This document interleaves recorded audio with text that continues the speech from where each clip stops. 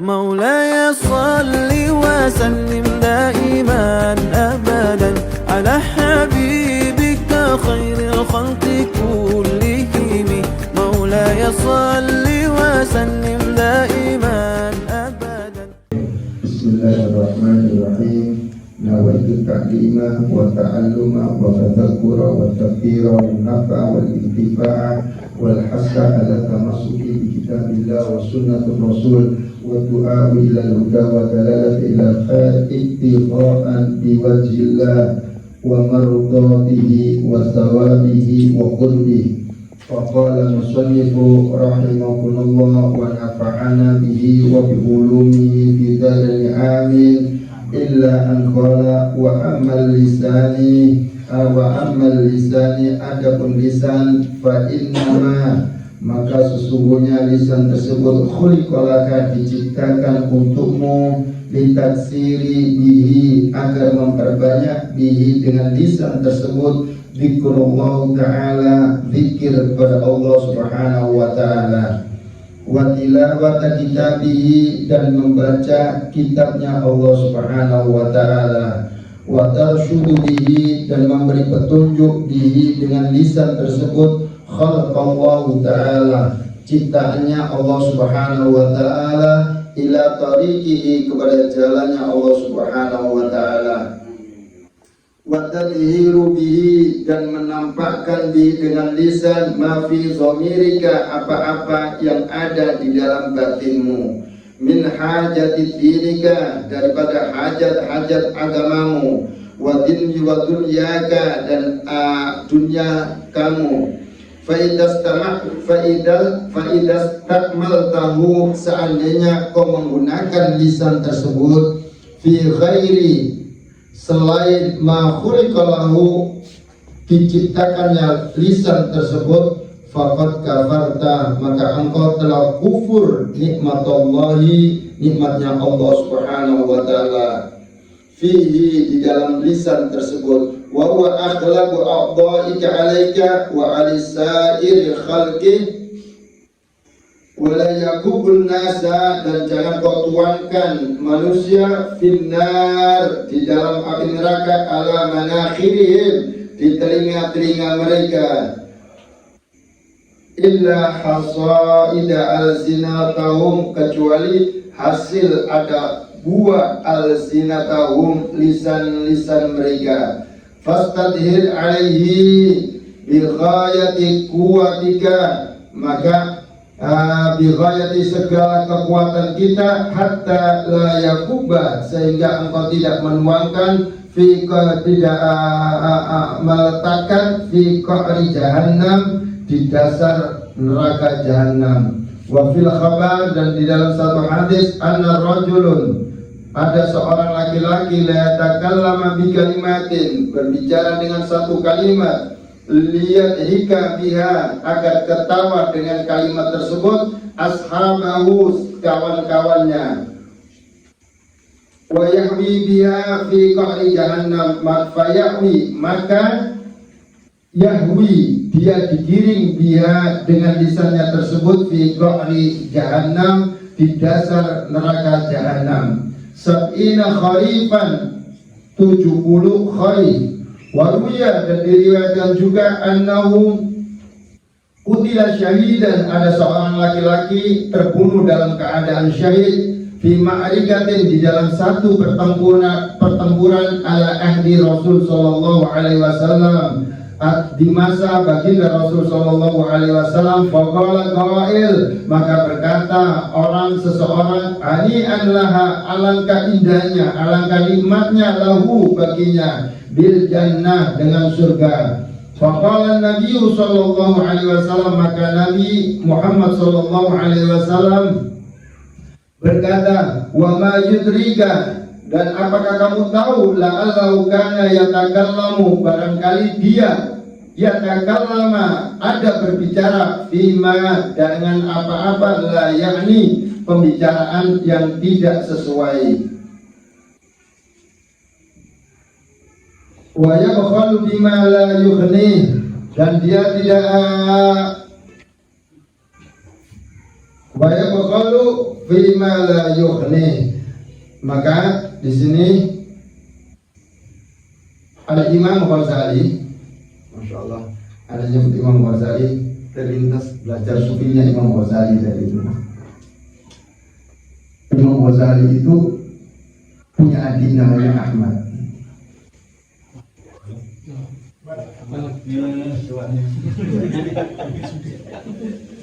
Suatu ketika beliau ini sama-sama orang alim, sama-sama orang alim. Tetapi Imam Ghazali belum masuk tasawuf, itu terlintas dari keinginan. Makanya kita di sini ini ada kita pembicaraan, jangan sampai yang dahulunya itu kita gunakan mata kita itu memandang orang muslim dengan pandangan ihtikor. Saya ingat tadi waktu baca itu, ya Allah, Imam Ghazali dulu itu ahli fikih, bukan ahli tasawuf. Saking pinternya beliau, sampai yang kemarin saya terangkan bahwa kedudukan Imam Ghazali itu sama dengan nabi-nabinya Bani Israel. Yang kemarin singkat cerita, Nabi Allah Musa tersinggung, kenapa umatmu kok sebandingkan dengan aku? Maka Rasulullah, apakah ini perlu bukti?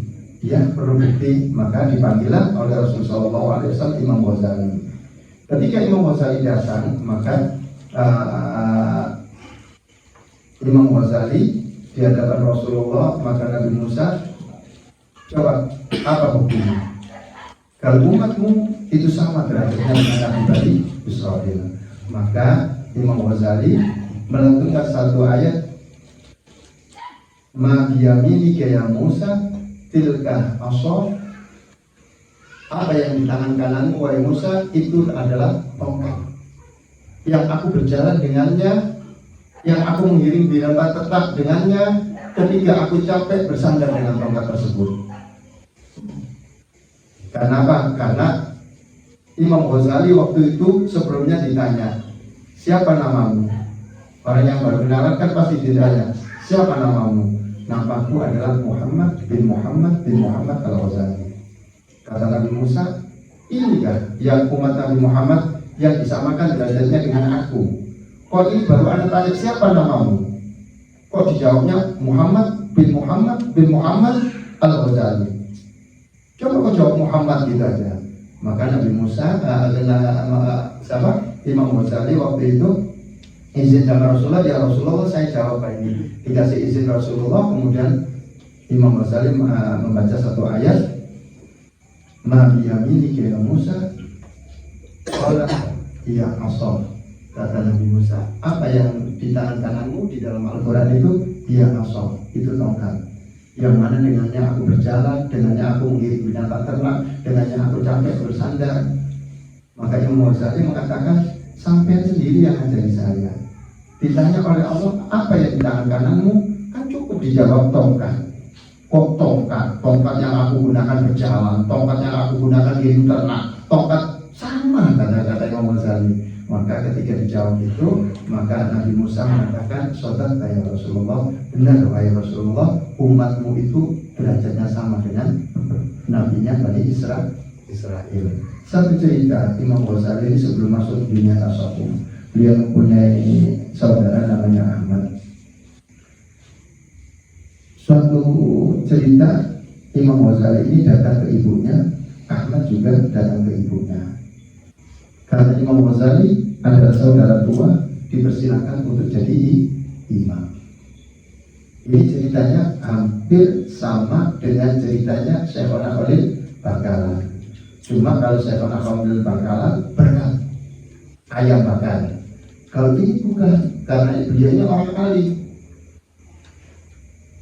Setelah sholat di jamaah dipimpin oleh Imam Ghazali, maka adik beliau yang bernama Ahmad ini i'adatus sholat, mengulangi sholatnya.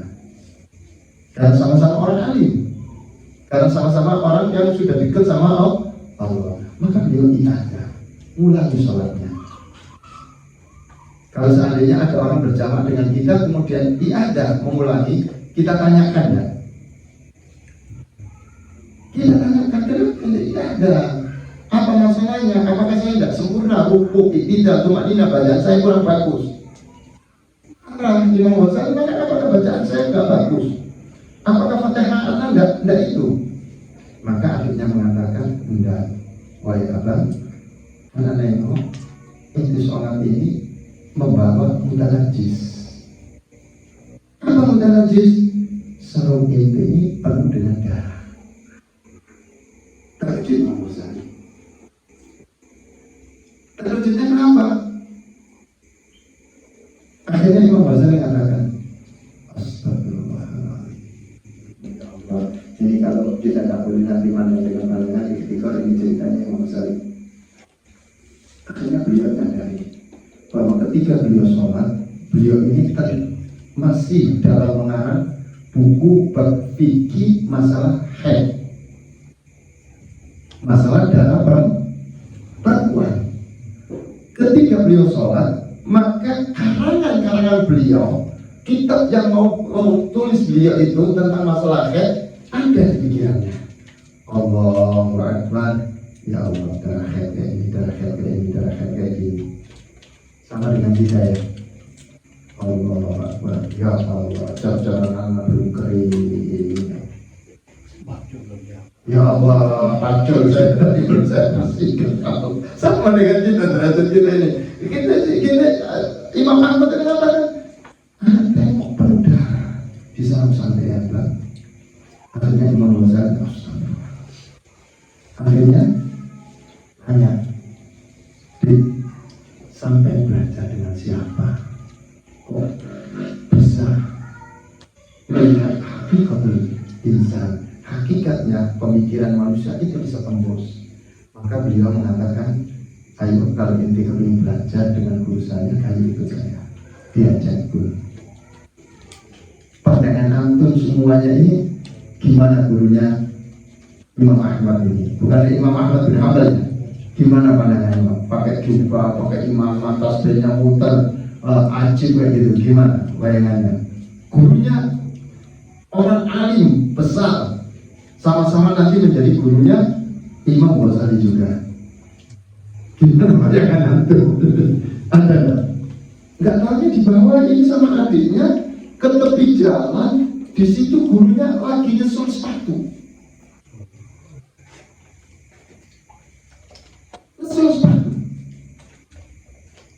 Ya Allah, tidak ada yang tahu bahwa beliau ini adalah seorang musyrik yang bisa menyampaikan seseorang kepada Allah Subhanahu wa Ta'ala. Kerjanya apa?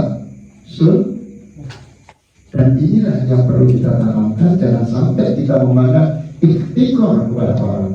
Ketika mata kita sudah mampu menjaga, jangan sampai memandang manusia itu dengan pandang ikhtikar, maka insya Allah doa kita itu akan dikabulkan karena kerendahan diri kita. Maka kita ikhlas dulu, iya masih berusaha ya Allah. Baru beliau itu, masya Allah, akhirnya beliau belajar tasawuf. Salah satunya yaitu beliau itu membimbing kita, jangan sampai di dalam kitabnya ini, jangan sampai engkau memandang seseorang dengan pandangan ikhtikar. Inilah yang saya sampaikan kemarin, bahwa jangan sampai dengan pandangan ikhtikar. Inilah yang dialami oleh Imam Al-Ghazali. Kemudian disampaikan di sini sebelumnya juga apa hikmahnya kita diciptakan telinga.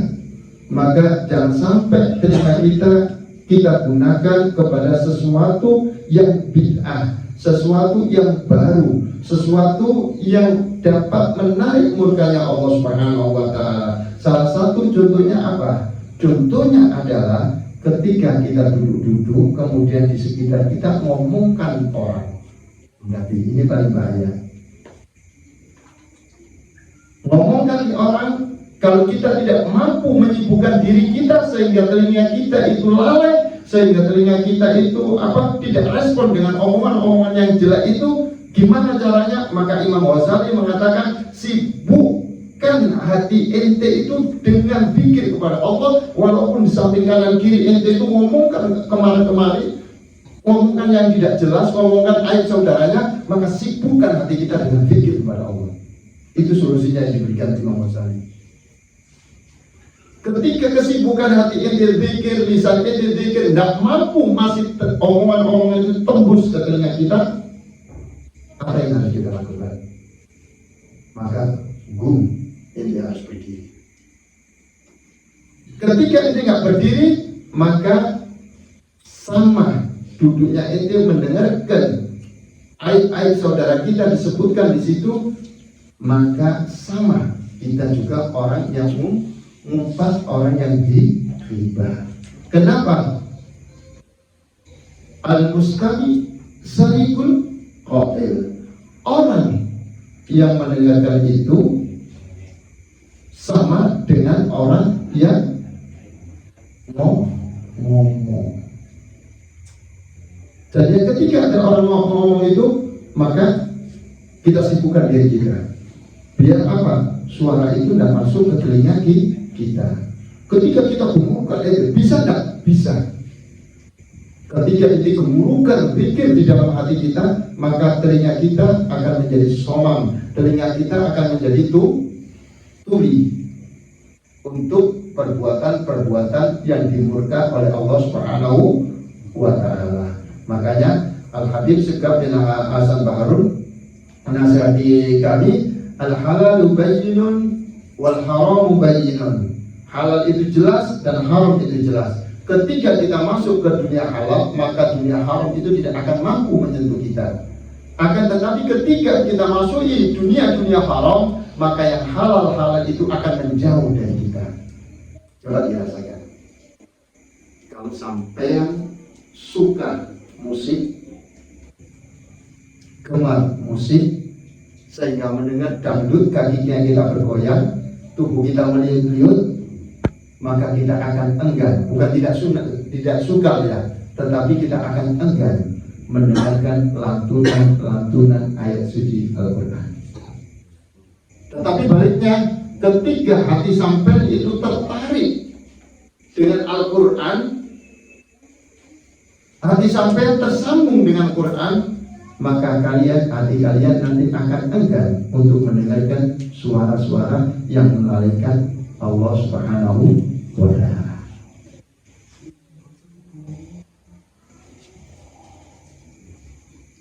Balik lagi, ketika kita tidak mampu untuk menggumurukan pikir, makanya di sini ulama-ulama kita salaf, ketika mereka zikir, ketika mereka sholat, anak-anaknya dikasih tahu, muka-muka kita mampu untuk mengamalkannya. Nah, ketika abah tidak zikir, ketika abah tidak sholat, jangan ribut. Kalau ribut kena tangan. Tetapi kalau abah sudah sholat, abah yang sudah zikir, silakan. Kalian teriak kain manduna di rumah, silakan. Kenapa? Karena mereka sudah menjaga hatinya, beliau ini sudah menjaga hatinya ketika Allahu Akbar, ketika Allah dzikri wa'lam annahu la ilaha illallah, maka beliau ini ulama-ulama salaf ini, beliau sudah tidak tahu siapa yang di kirinya, siapa yang di kanannya, sudah tidak tahu lagi. Standar khusyuk di dalam zikir, standar khusyuk di dalam sholat, ketika kita sudah tidak tahu siapa di kanan kita, siapa di kiri kita, itu standarnya ulama-ulama sama. Moga-moga kita pernah nanti merasakan kayak gitu ya. Allahu Akbar. Nggak kenal sama masalah haji montis, mama maksud di ketika kita sholat, ketika kita zikir, makanya mereka itu mampu zikir sepanjang malam. Karena beliau-beliau ini sudah merasakan nikmatnya ibadah. Ketika kita sudah tidak mampu mendengarkan omongan orang ini, yang ngomongkan aibnya orang itu masuk ke telinga kita, kita tidak mampu mencegahnya dengan zikir di dalam hati kita, dengan gemuruh kalimat-kalimat thayyibah di dalam hati kita, maka Imam Ghazali mengatakan bangun. Maka disinilah dikatakan al-wahdatu khairun min jalisis su'.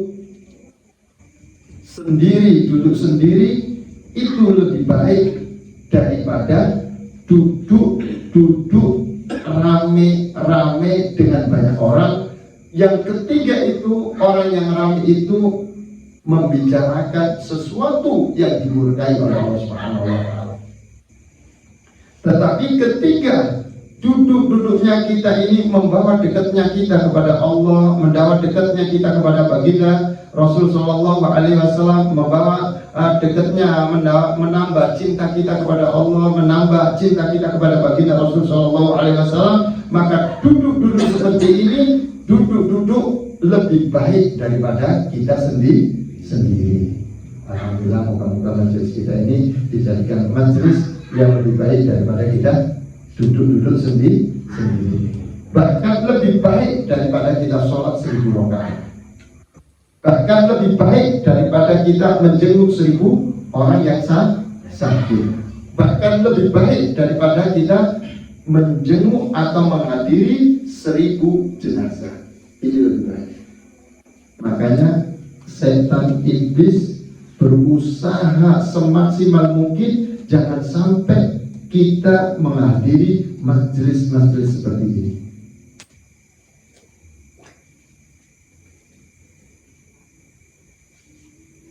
Kemudian kembali lagi yang seterusnya, kemarin berkait al-udhun, sekarang al-lisan. Lisan kita. Gimana dengan lisan kita? Maka Imam Ghazali mengatakan lisan kita ini diciptakan oleh Allah Subhanahu wa Ta'ala agar bisa membaca ayat-ayat suci Al-Quran, agar bisa membaca sabda-sabda baginda Rasul Sallallahu Alaihi Wasallam, agar mampu mengungkapkan apa-apa di dalam hati kita dengan lisan kita. Kenapa? Karena lisan ini adalah mir'atul batin. Lisan ini adalah bukti daripada batin kita. Lisan kita ini adalah bukti daripada hati kita. Ketika lisan kita keluar kotor, ketika lisan kita mengeluarkan sesuatu yang dimurkai oleh Allah, ketika lisan kita senantiasa menyakiti hati saudara kita, ketika lisan kita senantiasa mengumpat atau menghujat seseorang, ingat, berarti hati orang tersebut kotor. Kenapa? Karena Imam Ghazali di sini mengatakan lisan ini adalah juru bicaranya hati. Makanya orang yang hatinya baik, insya Allah santun dia bicara. Orang yang hatinya baik, insya Allah dia lembut berbicara. Orang yang hatinya baik, insya Allah lisannya senantiasa menyenangkan orang. Orang yang hatinya baik, insya Allah lisannya senantiasa menghibur orang. Maka di sini berarti lisan kita adalah benar, yang keluar itu adalah dari batin kita. Kata Imam Ghazali, satu, jangan sampai lisan engkau gunakan satu untuk berbohong. Baik berbohong itu gurau ataupun berbohong itu benar adanya. Gurau, bohong jangan digunakan. Ya, gurau atau benar-benar lisan kita gunakan, bohong jangan. Makanya sahabat-sahabat Nabi Muhammad SAW, beliau ini terkenal Rasulullah as-Siddiq. Rasulullah itu dapat dipercaya, Rasulullah tidak pernah bohong. Juga sahabat-sahabatnya juga kayak gitu. Buktinya apa? Buktinya ketika Nuaiman datang ke baginda Rasulullah SAW, di situ di depan rumah Rasulullah itu ada Umar, ada Hamzah, ada Imam Ali karamallahu wajhah. Tetapi Rasulullah lagi menerima tamu delegasi negara-negara lain. Pembesar-pembesar itu diterima. Kalau pejabat yang datang pasti ontanya gemuk-gemuk, bagus-bagus. Sehingga Hamzah itu mengatakan, Nuaiman, ini onta ini gemuk-gemuk, Nuaiman. Sebenarnya ini guruan, tetapi yang menerima ini orang yang bujur arus, orang yang tidak mau bohong. Nuaiman ini, kalau dia bikin masalah betul-betul. Nuaiman ini sahabat yang tidak alim tetapi bujur arus, yang saya ceritakan Nuaiman ini. Maka ketika itu beliau itu kalau kita sembelih onta ini, insya Allah malamnya kita pakai sate. Benar kan? Benar. Berani kalau emang berani. Nggak tahunya baru pinyalinya sedikit terdengar ketemu. Onta itu sudah tersembelih. Padahal di situ ada jenderal-jenderal perangnya umat Islam, ada Umar, ada Hamzah. Langsung mereka, ya Allah, padahal ngomong guru kata mereka. Ya Allah, Nuaiman, kita ini kan guru. Tetapi dianggap serius oleh Nuaiman sudah terjadi. Otanya di sembelih. Baru keluar Rasulullah, utusan-utusan dari negara itu keluar. Mereka teriak, kenapa? Otanya sudah dipotong. Ya anak kota, ya anak kota. Maka ini Umar mau lari tidak bisa, Hamzah mau lari tidak bisa, dan nyampe jaga Rasulullah. Ini disuruh jaga kendaraannya tamu-tamu negara kok malah ontanya disembelih. Itu mekik itu pejabat itu, maklumlah pejabat ya, kalau hartanya hilang. Ya anak kota, ya anak kota, ontaku, kendaraanku, sudah ngorok sudah. Maka Rasulullah keluar, nengok kayak gini, isyarat mata dengan sahabat-sahabat besar.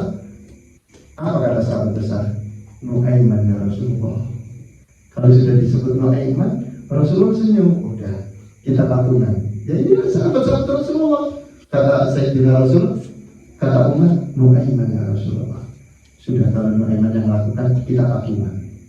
Akhirnya patungan untuk ganti tersebut. Nuaiman waktu mau lari itu ngomong sama Sayyidina Abu Bakar, sama Umar, sama Utsman. Wahai Umar, jangan bilang Rasulullah. Kalau yang ngomong itu saya, tapi Umar sudah keceplosan. Itu Nuaiman lari sampai keluar kota Madinah. Kemudian ketemu Sa'ad di situ. Sa'ad bin Ubadah, seorang yang itu lagi gali sumur. Maka ketemu dengan Nuaiman. Minta tolong Nuaiman kepada Sa'ad bin Ubadah. Wahai Sa'ad, maukah kau menolong saya? Sahabat kalau sudah katakan iya, saya tolong kau.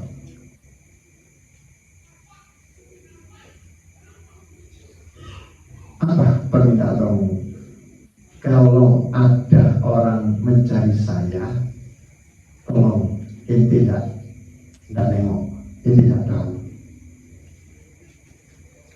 Mau ini, mau. Kemudian beliau masuk sumur. Ini dinternya Nuaiman. Ketika masuk sumur, dia keluar lagi. Walaupun Rasulullah ya Sa'ad, walaupun yang tanya itu Rasulullah ya Sa'ad, tapi ini Rasulullah pasti nyari ini. Walaupun Rasulullah ya Sa'ad tidak bisa ngomong. Walaupun Rasulullah katanya, sudah itu begitu, langsung masuk. Katanya Rasulullah benar. Lama kemudian 1 jam atau 1 jam setengah, Rasulullah dengan sahabat-sahabat biasanya keluar. Ketemu wahai Sa'ad, ini tengok Nuaiman. Ya Allah, tengok sahabatnya. Kalau pintar, beliau sudah mengatakan, beliau tidak akan mengatakan iya, tidak tahu dengan Nuaiman. Maka Rasulullah, maka sahabat itu mengatakan kepada Rasulullah, ya Sa'ad, apakah ini nengok Nuaiman? Maka saat itu mengatakan, tidak tahu ya Rasulullah. Kenapa? Karena janji beliau tidak tahu ya Rasulullah. Nunjuk ke dalam sumur itu. Kata Umar yang terdekat, ada ini. Akhirnya dibuka, Nuaiman ada di situ. Ini orang yang sahabat Rasulullah juga kayak humoris kayak kita kayak gini. Beliau-beliau ini ada yang pintar, ada yang alim, ada itu.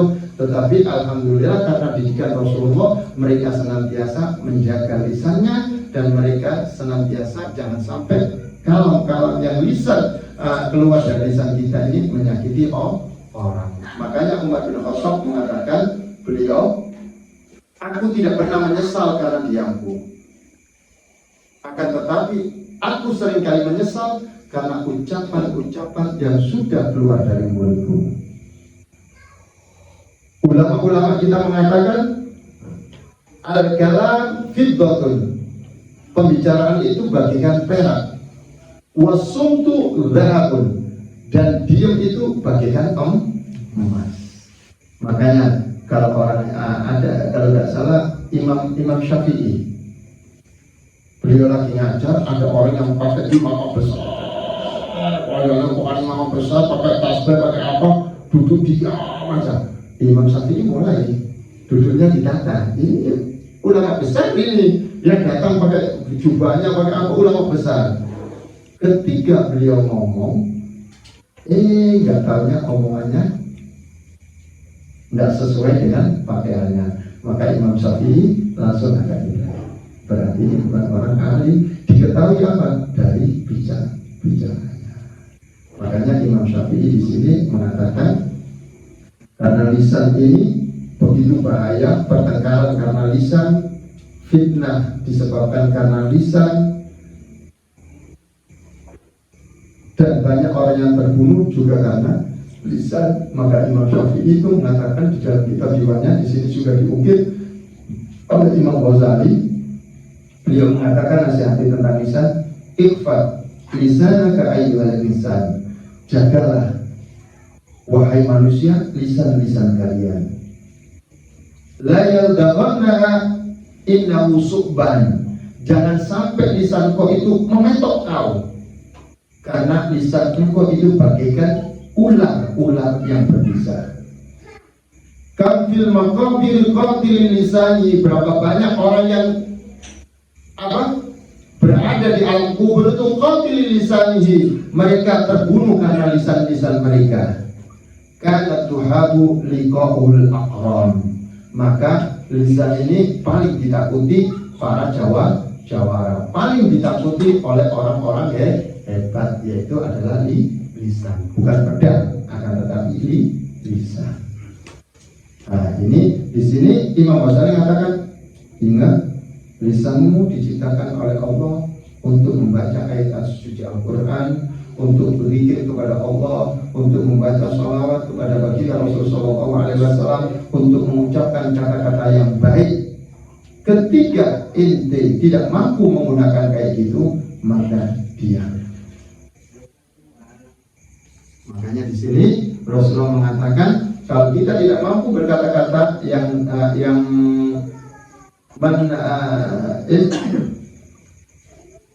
falyaqul khairan aw liyasmut, hendaknya kalian itu berkata-kata yang baik, atau kalau seandainya nggak bisa, nggak mampu berkata-kata baik, falyasmut, hendaknya kalian itu diam. Nah, ini moga-moga ayo kita baca Fatihah, moga-moga dari mata, dari telinga, dari lisan sedikit yang diajari oleh Imam Ghazali itu bisa kita amalkan. Kita baca Fatihah, moga-moga bisa kita lakukan. Jadi kalau kita melihat suatu kejahatan atau maksiat atau apa gitu di mata kita, gimana kita negosiasi? Kita melihat satu kemungkaran. Makanya di sini, bagaimana kalau seandainya kita melihat kemungkaran, ada orang mungkin ngomong yang tak senonoh apa di depan kita, maka kita pakai hadis man ra'a minkum munkar falyughayyir biyadihi, siapa yang melihat kemungkaran hendaknya dicegah dengan tangannya, dicegah dengan kekuatannya. Seandainya kita ukur kita mampu. Kalau kita tidak mampu, maka kita nasihati. Fa'ilam yastati fabilisani, kalau nggak bisa dengan lisan kita. Fa'ilam yastati wa biqalbi, seandainya kita tidak mampu dengan lisan, tangan tidak mampu, lisan tidak mampu, fabiqalbi, maka dengan hati kita. Fadzalika at'aful iman, itu adalah paling lemahnya iman. Nah, makanya di sini orang Muslim itu tidak pernah gentar, tidak pernah takut. Makanya di sini ya kita orang pintar, kita diberi Allah akal. Hadis ini jangan diterima mentah-mentah. Ada kalanya kalau lihat muka, nanti kita ukur kita mampu, nggak taunya mereka lebih hebat. Konyol kita harus cerdas. Seandainya mereka mampu, mereka orang banyak, kita sendiri. Seandainya mereka melakukan kejahatan, ya kita. Al-Imam Ghazali di dalam kitab Ihya-nya ini, falyughayyir biyadihi, ini adalah orang yang mempunyai kekuatan hukum. Kayak seandainya ada kriminal, itu polisi, tentara, itu yang mereka falyughayyir biyadi, itu hendaknya mereka itu merubahnya dengan tangannya. Mereka yang mempunyai kekuatan, yang diberi negara kekuatan. Itu tafsirnya Imam Ghazali tentang hadis ini.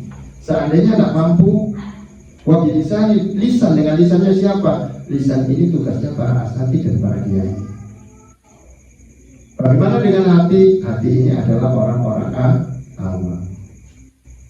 Ini tafsiran Imam Ghazali. Makanya di sini kita harus cerdik, kita harus pintar. Ketika kita tengok orang yang melakukan kemungkaran itu, seandainya kita tegur, dia kita tegur. Seandainya kita tegur, dia itu melawan, kita nanti kalah. Jangan. Kita ngasih informasi ke yang berwajib. Ini adalah trik yang diberikan atau tafsiran yang diberikan oleh Imam Ghazali. Itu aja. Tapi kita baca Fatihah, moga-moga kita dijaga mata kita oleh Allah Subhanahu wa taala, dijaga lisan kita oleh Allah Subhanahu wa taala, dijaga telinga kita oleh Allah Subhanahu wa taala dari perbuatan-perbuatan yang dimurkai oleh Allah dan Rasulnya. Ila hadiniya wa likulli nabiyyin sallallahu al-Fatihah. Alhamdulillah. Iyyaka na'budu wa iyyaka nasta'in.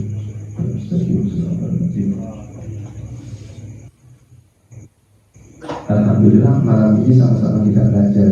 Saya belajar, sampai juga belajar. Makanya saya minta Fatihah tadi, moga-moga Allah memberi kekuatan kepada saya, memberi kekuatan sama antum semuanya supaya mampu mengamalkannya. Kita proses menuju ke sana sama-sama. Kenapa dibimbing oleh Imam Ghazali dengan kitabnya Hidayatul